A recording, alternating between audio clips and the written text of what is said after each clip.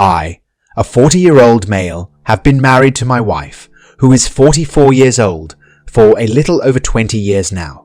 During our union, we were blessed with 2 children, a 16-year-old daughter and a 13-year-old son. My wife is a successful earner by middle-class standards, and our family has always been comfortable financially. However, a shocking revelation came to light 10 years ago that changed my life forever. It was a coincidence that led me to discover that my wife had been unfaithful to me with other women, even before we got married. I was heartbroken to find out about her infidelity, but that was not the only issue that arose. We live in a small town in the southern United States, where societal attitudes towards homos, timuality and bistimuality are not always positive. It is likely that the fear of being ostracized or discriminated against was the primary reason my wife kept her true estimual preferences hidden from everyone, including me. The way I discovered my wife's infidelity was far from ideal. It was a painful process that I wouldn't wish on my worst enemy. One day, I stumbled upon a credit card bill hidden in the pocket of a coat. Upon going through it, I saw charges for a secret hotel, stay in a nearby county, expensive restaurant bills, gifts, flowers, adult toys, and lubricants, among other things. The evidence was overwhelming, and my suspicions were confirmed. After discovering the bills, I couldn't just sit and do nothing. I had to get to the bottom of the situation. Therefore, I started keeping a watchful eye outside the hotel on the days when she told me she would be working late. It was there that I saw her coming and going with different women. The pain of infidelity is hard to describe, and my situation was no different. The fact that my wife was being unfaithful to me with women was a difficult pill to swallow, and the possibility that she may never be able to reveal her true self to anyone was a heavy burden to bear. Growing up in a household where abuse was a regular occurrence has given me the ability to compartmentalize and maintain a calm, collected demeanor. So when I stumbled upon my wife's secret credit card bill and discovered her infidelity with women, I was able to give myself time to process my thoughts and emotions. To start, I immediately got tested for studs to ensure my health was not compromised. After receiving negative results, I convinced my wife that we should use condoms as a precautionary measure due to side effects from the pill. She was receptive to the idea. While I could have confronted her about her affairs and potentially ended the marriage, I made the conscious decision to stay with her. After all, she provided a lifestyle that I could not achieve on my own, including the help of a cleaning lady and nanny, regular spa days and country club memberships, and luxury family vacations. She was also a good mother, partner, and estimally compatible with me. However, I refused to let her live a guilt-free life. I made it my mission to ensure that every day she would be reminded of the hurt and betrayal she caused me. Though I never outright confronted her, I would drop subtle hints and comments that indicated I knew about her infidelity. It was my way of seeking revenge for the pain she had caused me. I began by taking small steps to get back the spark in our marriage. I planned elaborate date nights and expressed to my wife that I felt our relationship had lost some of its passion. However, I also started to slip in comments about infidelity, mentioning things like a cheating wife, a lesbian using her husband as a cover, and even complimenting a same-sex couple we knew for being open and proud of their relationship.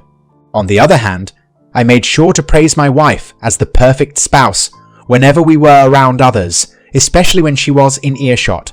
As a result, my wife began showering me with guilt gifts, even sending me flowers on a weekly basis.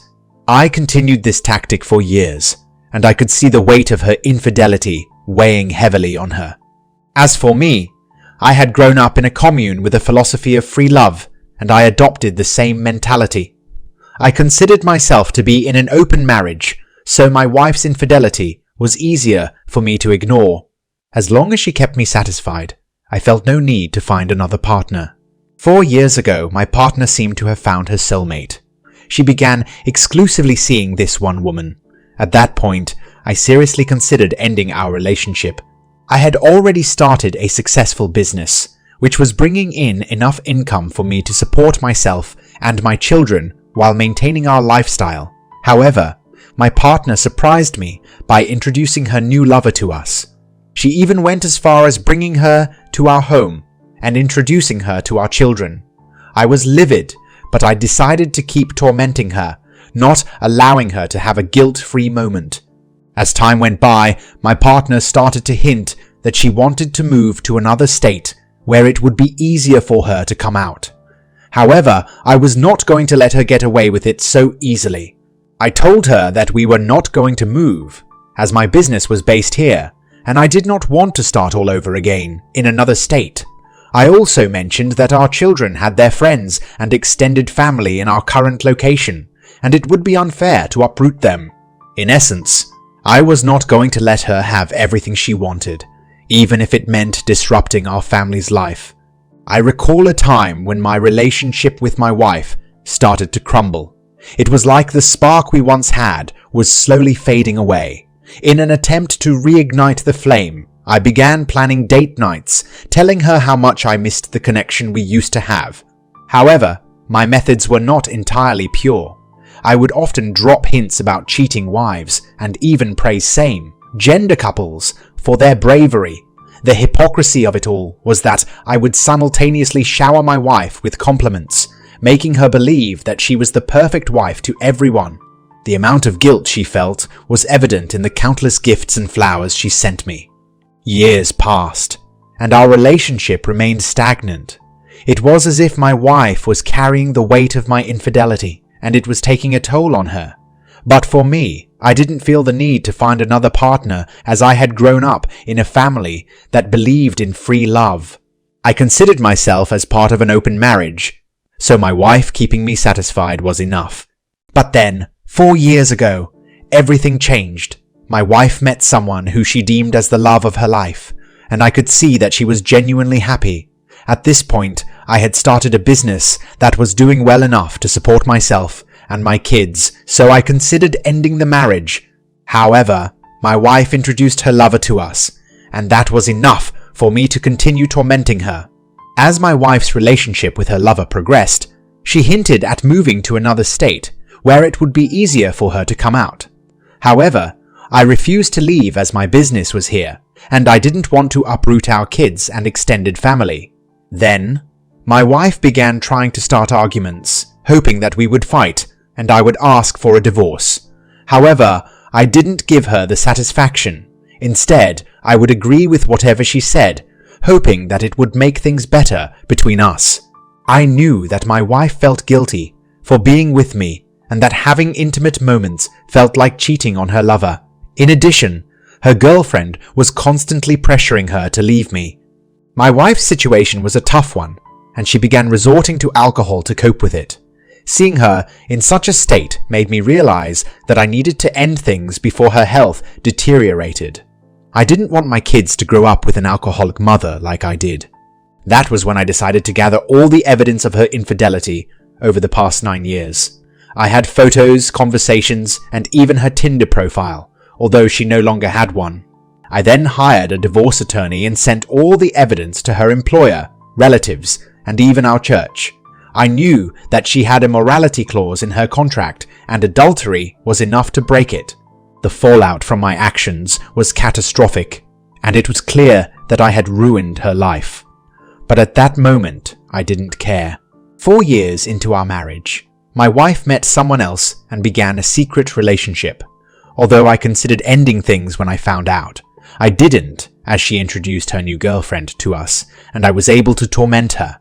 Even when my wife started hinting at moving to another state, I refused, stating that it was unfair to our kids to uproot them from their friends and extended family.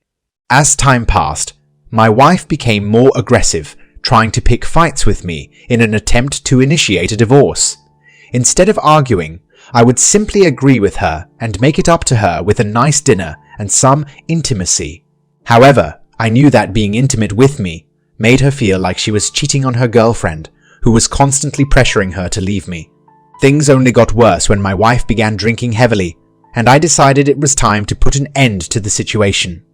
I gathered all the evidence of her infidelity over the past 9 years, including photos, conversations, and her old Tinder profile.